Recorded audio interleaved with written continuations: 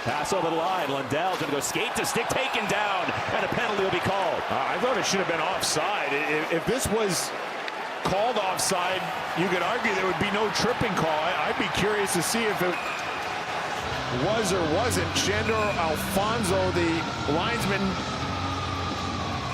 said it was onside, and then that eventually led to the trip. Wonder if there'll be more after this post-whistle scrum. And Jeannot, two tough guys there. Greer, the former Bruin. They're going to go. And the gloves are coming off. Tanner Jeannot, A.J. Greer. Heavy right from Jeannot, and then the uppercut. Now they get away from the glass, swinging wildly. Another right jab from Jeannot. Now trying to switch to the left. Greer's not done. What about A.J. Greer, Tanner Jeannot? What a fight that was. Neither guy wanted to go down. You could tell they wanted to keep going. Oh, Greer's a little woozy as he heads down the tunnel. What a fight that was. This is the play that I thought was offside, and then the trip by Patra on Lundell. And then the extracurricular, and you can see it just kind of escalated, and then they decide to drop him in a real spirited fight between two extremely tough customers. You know, oh, that was a good right there by Jeannot, and another one right there.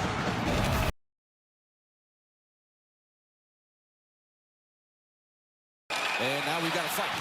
Hinostroza throwing the blows. Two guys go down. And that was a quick bout. Is that Wilsby on the bottom of the pile? Wilsby. Well, that is not something we've seen from Wilsby. Well, you got to respect that. And Wilsby is not that type of a player. He's obviously, he's got some physicality to his game. Hinostroza, you know how hard he plays. He's one of those guys who will get the call. Is willing to drop the mitts if you have to. Number 18, national number 83, 5 minutes each for fighting. But you got to give Wilsby credit for answering the bell and try to turn the momentum a little bit here in the first period after giving up a goal. And Adam Wilsby's playing probably some of his best hockey of the season so far. You see the bloody knuckles there? The old bloody nuts right there. And little conversation. Will's like, I don't normally do that, but it's probably like, good job, kid. And Wilsby, I mean, just goes into Pitlick, not much of a, wasn't really a dirty hit or anything like that. I don't know if that was the...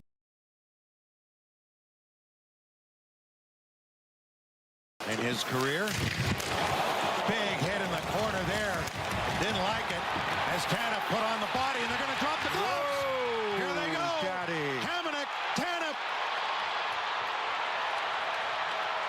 You got to give Travis Hamonic a whole lot of credit for this.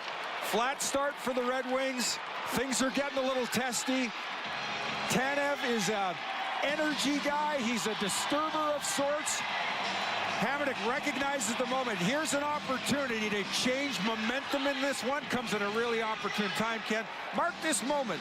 Let's see if we don't get a response from the Detroit Red Wings. Here's that shot right there. Hit from behind on Hamonic. Hamonic obviously upset, top left of your screen. Pretty good go at the end of the day, but in any case, Hamonic trying to introduce a little physical energy into this one.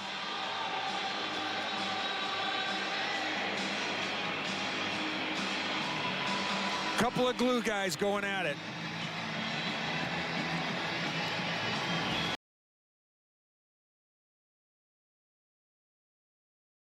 Customer is ball, played up over 8 minutes, second most, and now we've got a fight here.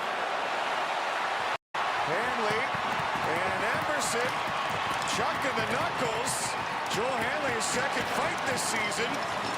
Emberson over the top rights. Hanley tying up. Hanley throwing some rights. Oh, look at these two go. Right in front of the box is Hanley. trading rights. Big right by Hanley. Pops the bucket off. And a little tap to show they're both into it. I did not expect to see that. That was amazing. Wow. Edmonton 49, Calgary 44, 5 minutes each for fighting. I did not expect these two guys going toe-to-toe, and did they ever. Neither of them backing down, both of them connecting a million times.